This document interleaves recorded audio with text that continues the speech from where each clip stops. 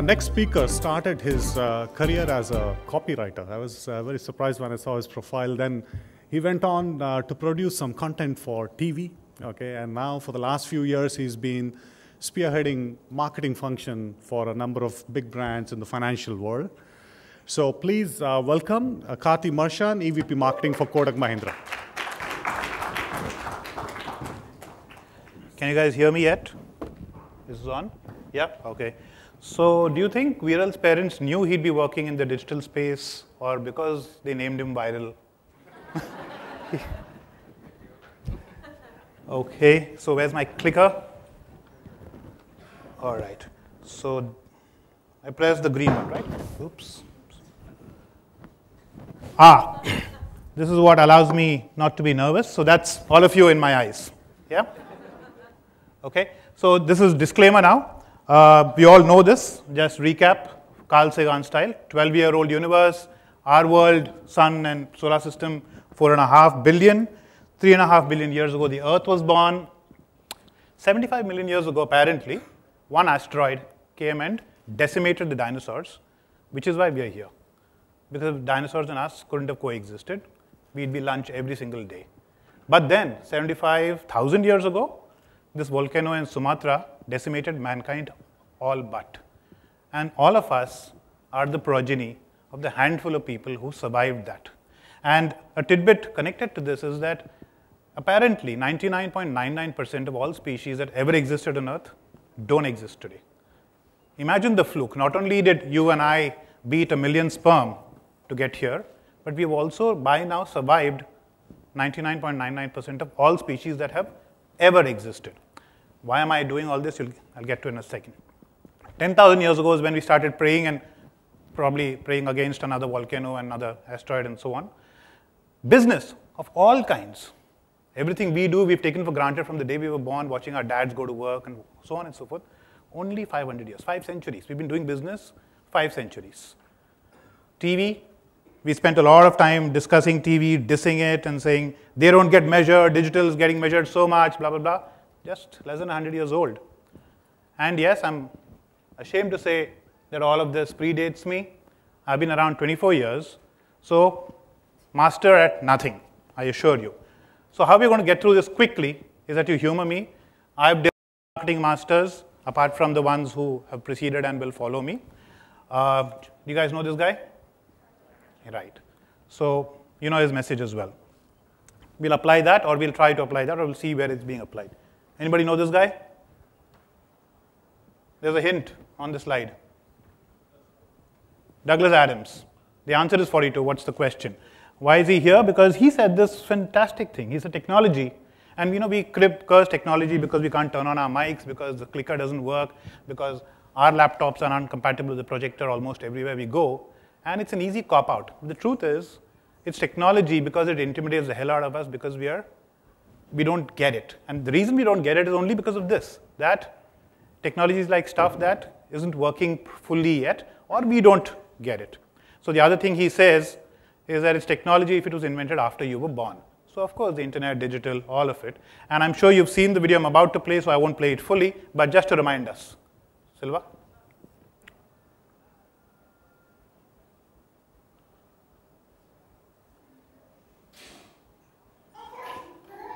So we all know about how kids are taking to iPads like ducks to water. And conversely, now she's wanting to be able to pinch the magazine or to spread it and so on and so forth. And this is true. My 4-year-old son, and I know we all have these stories, my 4-year-old son has been playing with the iPad for about 2 years, and he's the one who created different home screens for each of us at home. He doesn't even know the word for it, obviously. But he says, here are your games, and here are Mama's games, and here are Aditi's games, and so on and so forth. This is it. So it's technology. Thanks. Because it was invented after we were all born. That's why we are so clueless about it. Whereas she knows instinctively what to do with the damn thing. And that's how it's going to be. Okay? You have to go back to, okay, good.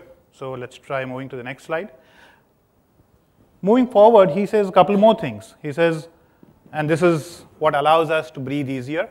He says if it got invented between then and before you turn 30, it's exciting and creative, and we try to make our careers with it. So all of you under 30 here, show your right hand. Okay, you guys are so lucky. You guys are so bloody lucky. We are all jealous of you, the rest of us. But under 30, keep your hands up. I have a question for you. Wow, suddenly the number grew. So you were lying before or now? So how many of you wear a wristwatch under 30? Less than half. That's another indication, right? So the mobile phone is now our watch. Nokia is our watch, so we're not wearing that anymore. So what's it for the rest of us? We can take it easy because sooner or later, it will become our reality. The iPhone has become our reality. We have accepted it slowly but surely. Under pressure from my good friend sitting on the first row, I have tweeted today, despite having a Twitter handle for the last, I don't know, 6, 9 months or whatever. Professor Robert Cialdini. Anybody know him? So he wrote a book after 3 years of working undercover as a waiter and X and Y and Z. Now I believe he teaches at Harvard. He distilled the principles of persuasion down to these 6 things. And I want to spend a few minutes on this. Let's see how we're doing. What is that? 12. Okay, fine. I think we'll be okay. So consistency, reciprocation, social validation, authority, scarcity, and liking. He says all persuasion is about these 6 things, and as marketeers, we should know this. So let's take some examples. Social validation. Have you encountered this? You'll see this guy with a violin or some instrument in India, harmonium or whatever, playing, and there's his bag or there's a cloth there with lots of money on it. And if there's lots of money on it, what do we all do? We'll throw money at it. Why? Because other people have already done it. So we feel compelled to behave like everybody else we know. In an amusement park in the US, they have a Lego set of musicians. These Lego musicians have a basket in front of them. People are throwing money into that basket as well. Amazon, great example of other people who bought this also did. Social validation. So if other people did it, then if I'm like them or I think I'm like them or I want to be like them, I'll also do the same thing. Scarcity, very obvious. No, what is the queue for? And eBay has made a business out of it, right? Auction ends in running out of, buy now, blah, blah, blah. Liking, it's an ambiguous word, but there'll be various flavors to it. So his research, Professor Cialdini's research says that in any contest, the taller, fairer, better looking, better dressed guy wins. So, for example, between Viral and I, he would win because he's better dressed. Between Arun and I, he'd win because he's taller. Between Virginia and I, she'd win because she's smarter. Right? So in this case, I don't know who's the customer and who's the contest, but Facebook has learned this, right? And actually, Facebook applies almost all the principles ad infinitum, but I know we talk too much about Facebook, so I won't talk about that so much. This is also an experiment he ran. There'd be this tall, well-dressed, authoritarian figure, sometimes in uniform, army uniforms or whatever, who would stand in this middle of the street and look up at something. And yes, because he looks authoritative, people will follow suit. And the experiment had to be killed within like 7 minutes because he created a public nuisance. Reciprocity. Have you experienced this at your local kirana wala or Nature Fresh or whatever it is? So there are these girls handing out samples of something or the other. 7 out of 10 of us will give her a wide berth and not go near her. Why? Because if we sample it, we know we have to buy. What are return gifts at birthday parties for? We've got a gift, we have to give a gift back. We feel bad.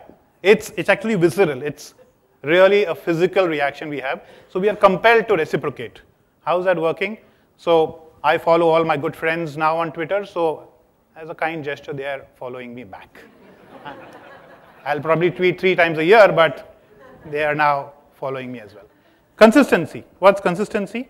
So whatever we admit to in public, whatever we say we like, we feel compelled then to act on that basis also. And the experiment of Professor Cialdini ran in this context was where he first went into a community and ran a signature petition for a particular cause. A week later, he went and started collecting money. All the people who had signed had no choice but to pay up. So, consistency. Professor Ted Levitt, the marketing guru. We all know marketing myopia is what he said and wrote, and we know this thing as well. He says that we are not in the business of buying drill bits. We actually want holes. We're just buying or renting whatever it is that will solve that problem of creating the whole. And Chris Anderson, long tail. Take as read, we know what long tail is, that there are only a few blockbuster things that everybody buys, but if you put together all the small things that few of us buy, put together it's equal to a blockbuster or number of blockbusters. Okay, now the Kotak cases and not plugs, I'm sure of that, and no clues. So what do I mean by no clues? So I put all the principles in front of you. Now I'm going to tell you the cases, the principles are being applied, but I will not underline, bold, and circle and say which principle is being applied where. So the test will be if you guys can figure it out, and we'll take that offline naturally. So when Kotak started discussing, thinking, wanting to do something in social media, we looked around at our employees. And while this is an example of a poster child in Kotak, she has over 2,200 Facebook friends, all of us have 100, 200, 400, 500, etc. But as soon as we say, okay, what can we do with this? Do we have a marketing idea? We're all deer in the headlights. We're frozen. We're frozen stiff. Why? Because somehow, apparently, the social media thing is a human thing to do. It's not a work thing to do. So we are parking our souls outside the door and stepping into the office. That seems to be, or seemed to be the problem. So how did we address it? So what we did was we took our 25th anniversary, it's great to be 25, 2 years ago, did big campaign and all that. But one of the things we did with that was, internally, we jerry-built our own social network. We built it with all the bells and whistles first, and then because Kotak runs on IE6, believe it or not, we had to strip back a lot of the things.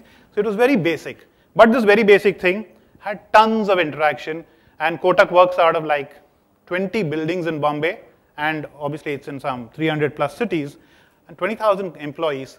1 out of 3 employees was on that thing within 3 weeks. We ran a contest on it, like India's Got Talent thing for Kotakites. They got to upload videos, they got other people to vote for them, blah, blah, blah. A lot of stuff that happened. And we never said this is a social media thing. We just said this is what we're doing to celebrate. But inter alia now, Kotak is starting to get what social media is about. Starting to get. I would still say far from we know what to do and so on and so forth. Exchange for Media was kind enough to give us an award for this. And that obviously helped. It gave us a lot of spine and courage. So last August, we did this thing where we ran a campaign called Money Ka Matlab, essentially saying that Kotak is young enough to understand that the meaning of money is changing in this world. So we are with you in curating the conversations about the changing meaning of money. To tangibilize it, what we did was we took these 2 dashing young men, put them on motorcycles, put a big red van with Kotak all over it, got them to drive from Chandigarh to Bangalore, which covers about 70-80% of our market constituencies. And they stopped on the street, in the jungle, on the highway, and they interviewed people, man on the street, asking him what money ka matlab is for him. They were uploading those videos every night, so we created a thing on YouTube, and they blogged, and so on and so forth. So before this effort, we were like 5,000 fans. After this effort, we are at 52,000 plus. I know that fans by itself is not necessarily a great metric, but during that time, engagement was reasonably solid. So some of the comments we posted got as high as 10% interaction, engagement, etc., etc. Some 2.5 million views. 2.5 million page views is roughly what my website gets in a month. So this thing in a 3-week effort got this. I know it doesn't compare with any of the magnificent efforts some of the real social media rock stars are doing, but for us it was a heartening beginning. I'm sorry, I don't know why the slide is here. So that's our social media case. I have 4.5 minutes. I think I should finish this one as well, but I was willing to abandon it. Okay, how do we buy cars? And I have a submission to make. I believe that each of us buys different things. Some of us are buying the status, some are buying the Volvos, others are using it to earn a living, some are expressing their lack of or taste. But surely none of us is buying this, right? The V6, the V8, etc. All of that is nice to talk about in the club with a cigar, but none of us even gets it. When was the last time any of you had the opportunity to do this and make some sense out of it? Open your hood and then say, oh, okay, this is what's wrong and I'm going to fix it. You did? You're a dude. Anybody else? Okay, all right. I am humbled. So, my point is, if we don't look at our cars as carburetors and petrol tanks and injection systems and so on, why do we look at our websites like that? Why is our web page, our home page, and Kotak, I'm obviously beating up on ourselves, but I think all of us, or many of us, are roughly the same. Why are we putting our ingredients up there?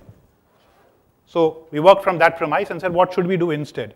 And so many more ingredients. Let's try, yeah, okay.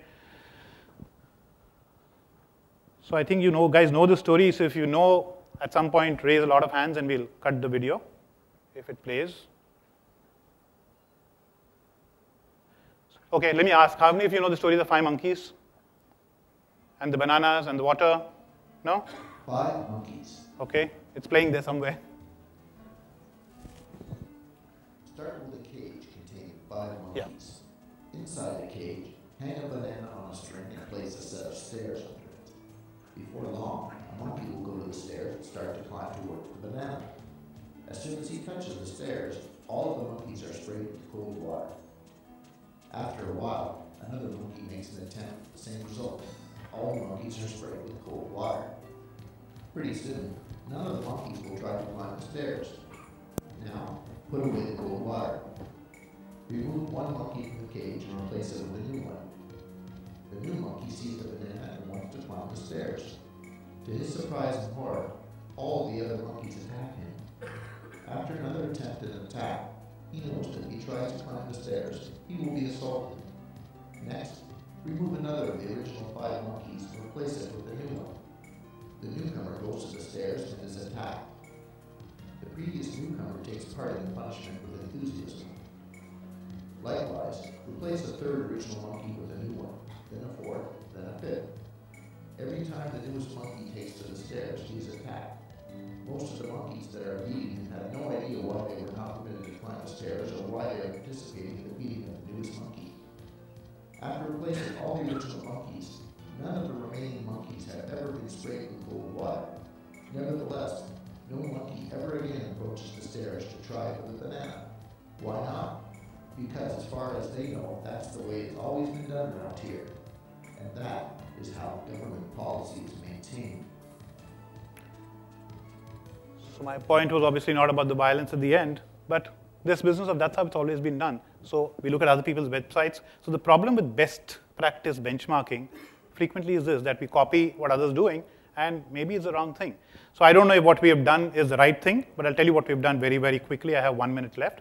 So what we did was we said, Google has taught people to behave in a particular way on the internet. We are no longer browsing and surfing. We are only searching. We're primarily searching. So if that's the dominant behavior on the internet, can we build something that responds to that? So people come to my website with some question in their head, right? If they made the effort to type www.kotak.com, they already have something they want to ask me. Can I try to speculate first what they wanted to ask me, and over time, learn what they are asking me through GA and keywords, this, that, and the other, and constantly keep building a number of very specific long-tail answers to those questions so that they get exactly what they came to look for. So what they came to look for may involve a bank account, but they're not looking for a bank account. So I shouldn't be saying, here is my bank account. Guess what? You can do 80 things, and the 81st thing is the thing you came to look for. I should say 81. That's what you came to look for. I can do it. No problem. Here. By the way, can you just buy a bank account as well? It'll make it easier. That's what we should be doing. That was our hypothesis. So we did that. So that's how the website looks now. It has many of these things we're calling promotions, but essentially they are answers to questions. And we built it in a fashion that every idiot in Kotak can use it. Anybody can create this, so it's a very simple CMS. So roughly that's the journey, and I won't get into that in too much detail, but yeah. So essentially a landing page, which is a lead capture form as well. And the idea is to make hundreds, thousands, whatever, as many as are relevant. You can take the horse to drink, blah, blah. So there are a few standout examples of how it's working. So we're collecting tens of thousands of leads right now for free off this website. And we're converting at the rate of, in a good month, 20 to 22%, in a bad month, 9 to 11%. Not too shabby, I think. So some standout cases. So people who have 5 crores or more are only eligible candidates for a wealth management service. So people like that have come to our website, given us their phone numbers. I can't imagine this happening in real life, but it has happened. So we made a case study out of that. We published it internally in Kotak. One more Business International, so I'm just giving examples. So what we did was we took these case studies, published them, and for all those other horses which were in Kotak which are refusing to drink, we would regularly publish this. We'd publish saying, who are the people who put up their promos, landing pages, blah, blah, blah. Who are the people who are getting the leads? Who are not? So we were, in some senses, embarrassing them into action, is the way I like to see it. We roughly double traffic in a pre and post on a year's horizon. So we get something like 2 million page views a month now, and a lot of them are new visitors, et cetera, et cetera. So 38 seconds to wrap up and answer one question from Arun, I think. So that's the wrap up, the core principles that we have been trying to work with. So we're looking for insight and advice and guidance everywhere we can find it, not necessarily only on the internet for the internet. That's my message. Yep, thank you.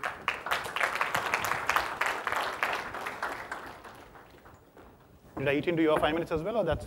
Yeah, I think we can. Yeah, we're exactly on time, so we can. All right. So I have a question. I don't know who championed all of this inside your organization, but most of the companies that I have interacted with, usually they have 1 or 2 digital experts, but the opportunity around this medium is not something that's owned by the broader marketing organization or the company leadership. So do you have any advice to other CMOs in terms of what are the steps that they can take to truly transform the organization from a digital transformation perspective? Certainly don't abdicate to IT. Definitely don't. A lot of these projects will come into the company as an IT project. That's the most dangerous thing to happen. IT people are wonderful people. You need them. You have to live with them. You have to persuade them to do what is right. But don't be intimidated by what it takes to do this, because like we did, don't worry about the technology. Worry about the insight. Worry about human behavior. Don't park your souls at the door. Make sure of that. That's one. Second, I think it's very important to make sure that you're able to convince and persuade the leadership, the executive, whoever it is. In our case, I'll tell you how I did it. So I was a very early buyer of the iPad. So one of the films I had to show someone very senior in my company who takes these decisions, I showed it on the iPad. I didn't even say, this is an iPad, see how cool it is, etc. I just put it in front of him. And then I happened to know his young son who's graduating from Yale very well. So I put in a word saying, when Papa comes to visit you next time, please take him to the Apple store. Yes. So you have to do Sam, Dam, Dand, Bhed. This literally. This is all about management, right? You have to manage. You have to figure out what it takes and do it. Yeah, it's like a lot of brand managers who used to put up a outdoor sign on the way to the guilty as charged, right? So yeah, all these tricks work. Anything as long as we can make this agenda work.